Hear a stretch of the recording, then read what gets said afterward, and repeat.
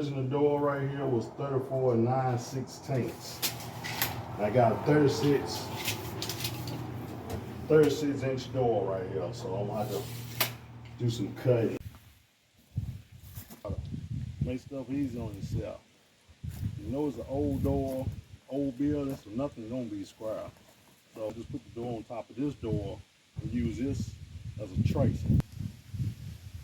I always try to use eye protection. I have a bad habit of not wearing mine all the time.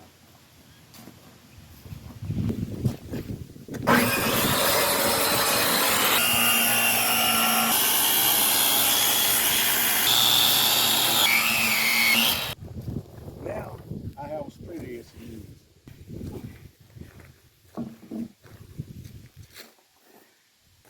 If anyone never used a skill saw before, so you can stay on your line and keep it straight, you put it right there, and also look at this right here. That little opening right there will keep you so you'll be able to see, so you can stay on your mark. Okay.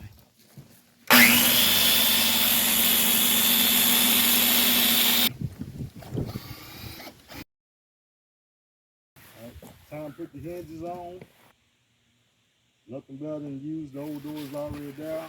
So I just put it right beside this one and get my marks for my hinges to go on.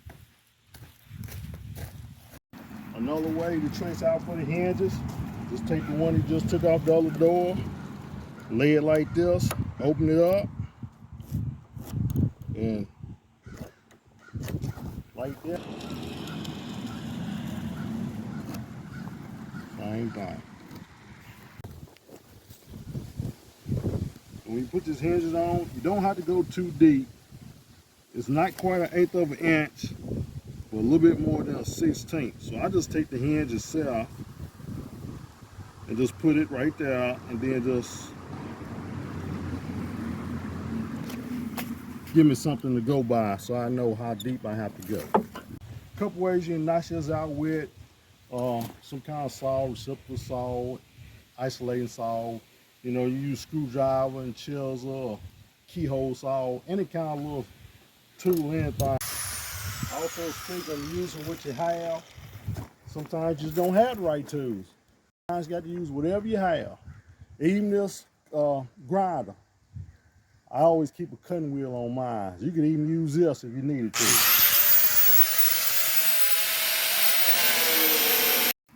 Then we're going back to putting the hinges on. See how I chipped it out?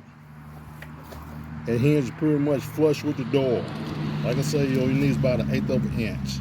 Set them in there and put your screws in there. Put your hinges on.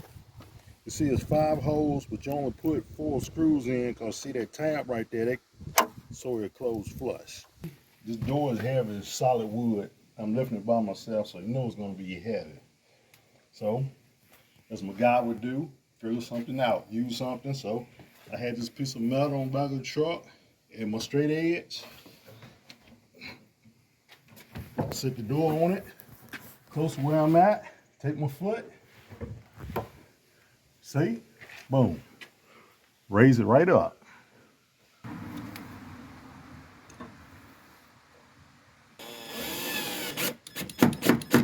There you have it.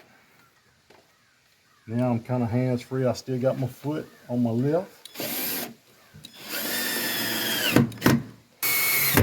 Now I got my sand out. I want to see where it need to be sanded at.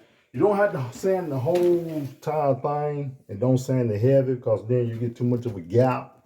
You want to hit the spots where it's touching so you can see daylight.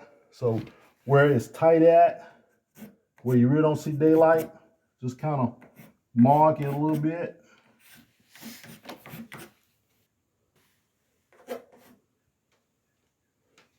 And then go to sanding. So you just go to the store and buy a sweep, and this just slide on there and cut it to the length that you're gonna need, and just take it and slide it on just like so.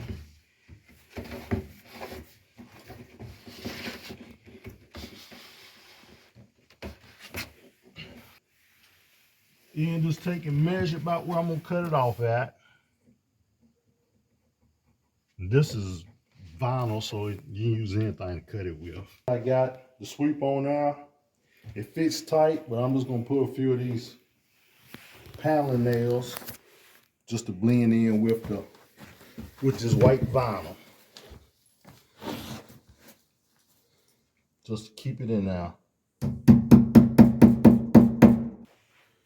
As you can see, this door don't have holes for doorknobs in it. The old door didn't even have a knob, but I think it should be one. So I am gonna put a doorknob on here.